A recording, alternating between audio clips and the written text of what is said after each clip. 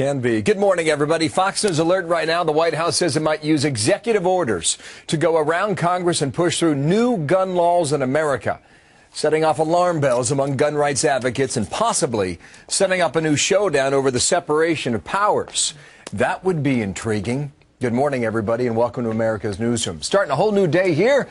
I'm Bill Hemmer. Good morning at home. How you doing? Morning, Bill Hemmer. Morning, everybody. I'm Martha McCallum. So Vice President Joe Biden meets today with the NRA and Walmart. That's said to be a pretty contentious meeting. Two powerhouses, really, in the gun industry they are. But it's Biden's comments that got gun owners fired up yesterday. Here's some of that.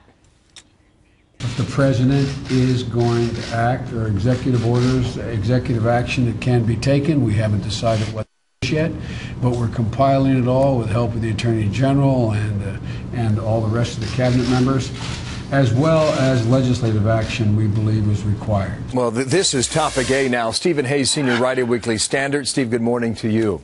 Morning, Bill. What type of order would fit an executive mandate in this case?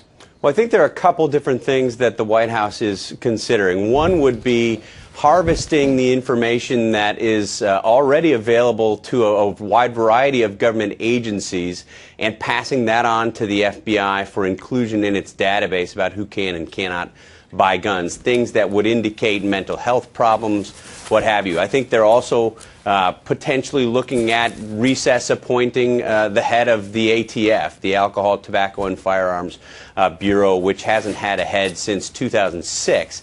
Those are a couple of the things that the White House might be looking at doing sort of on its own. Well, but we're about to dive back into the debt fight and the spending issues in Washington. Mitch McConnell says that's going to take up the next few months of time. So you start now to see the strategy as to why the White House would pursue executive action if they follow what the president said after Newtown, that he's not going to delay on this.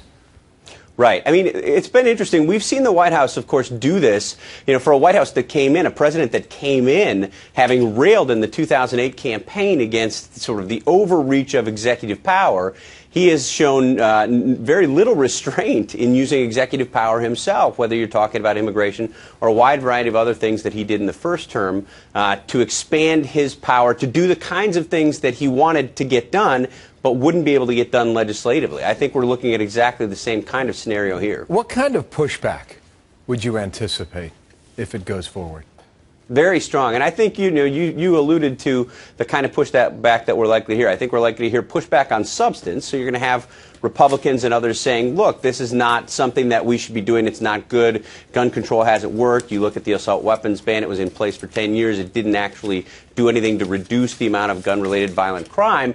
And I think you're also going to hear objections that would be based on process. People are going to say, look, Mr. President, you can't do the kinds of things that you're talking about doing if he goes beyond a couple of the sort of smaller scale things that have been reported the White House is looking at. All right, something to watch, and we certainly will. Thank you, Steve. Stephen Hayes there from the Weekly Standard, Fox News contributor down there in Washington. Here's Martha.